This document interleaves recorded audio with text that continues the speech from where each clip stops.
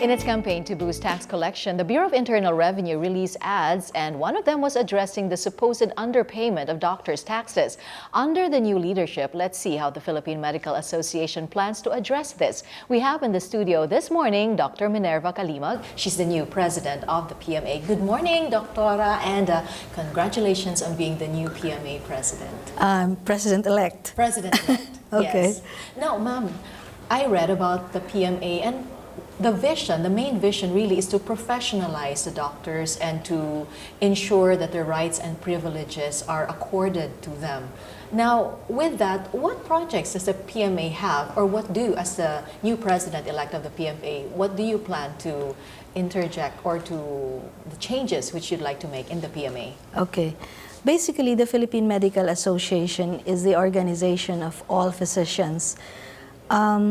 There are about 122,000 perhaps registered physicians with the PRC. Only 72,000 are actually in practice right now. And about just 27,000 or more are actually active, no? So some of them might be inactive members of the PMA, in and out every now and then. And only about maybe 6,000 plus actually engage in the elections. We want to push for professionalism because many of our issues now are actually more of political than actually addressing basic problems of physicians. And that's the reason why many do not actually get themselves involved in the elections, because they feel that the PMA has lost its relevance to the members. And therefore, we wish that the PMA now move forward towards addressing these issues. We think that, like for example, as I was saying a while ago, in many of our conventions, the specialty societies actually address the issues regarding specialty issues. Yes. But you'd like to this time focus more on, or at least include, at least in the PMA, we want to include in our conventions discussions that are relevant to physicians, like for example problems regarding involvement of municipal health care workers, for example, in primary care issues. What is the role, for example, of the PMA and the rationalization of our field health reimbursements?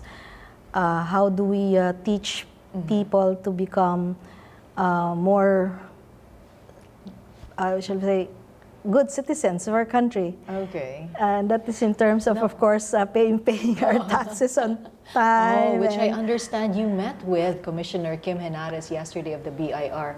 Can you tell us more about that? Is it in line with your plan? We want to actually set the tone straight, especially now with the last day of filing being on April 15. So we want to call for actually physicians to pay their taxes. We want them to know what happens if you don't pay your taxes and all of these things. So actually this afternoon at around 2 p.m. we have a press conference with Commissioner Kim Henares in order that she can also elucidate some of the issues. So how has the response been so far? How did most doctors or many doctors respond to that ad that came out? The ad actually set or steered the medical profession. We are not used to being, put in such a bad light, considering that we're doing most of the healthcare work on some days when we're out of the clinic, we're actually on medical missions and doing all of these things. That we don't even know much during about. During the Yolanda and the Ondoy, of course the physicians were there to give our side, during these typhoons and disasters. But then of course, having said that, we still need to give our share.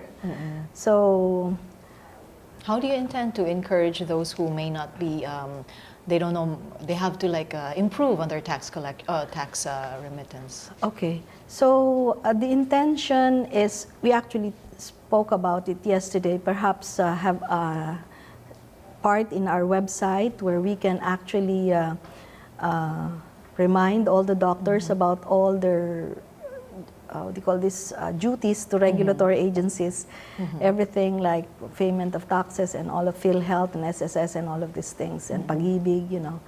And then, of course, we wanted to do something that will actually make the preparation of the taxes due,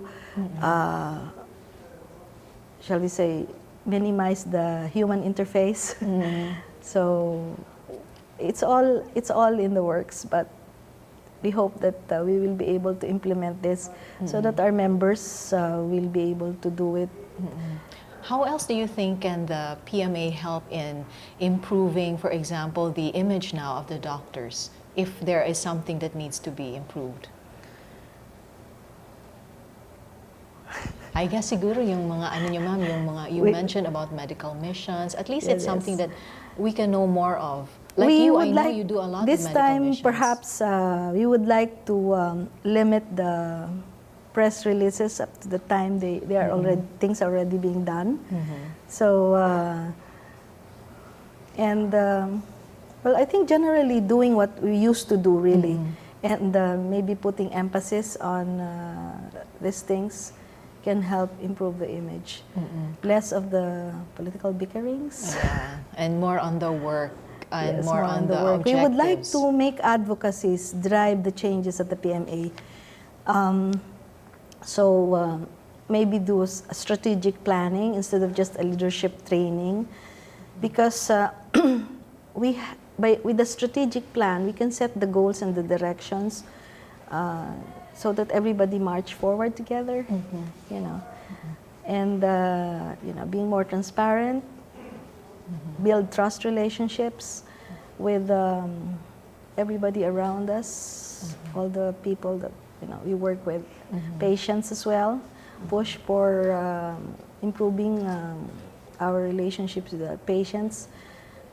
So these are things that we hope we can put together in a year's time. Okay, so thank you so much, Dr. Minerva Calimag, for joining us this morning. And I know you're preparing for the press con this afternoon, so thank you so much. And we look forward to hearing more about the projects of the PMA. Yes. Thank you and good morning. Okay, that's Dr. Minerva Calimag. She's the president-elect of the Philippine Medical Association. Now, the Health Department is ready to get the reproductive health law rolling after the measure is declared constitutional by the Supreme Court. And Manila Cathedral is open again after renovations and right in time for Holy Week yet. We have more stories for you after the break. Stay tuned.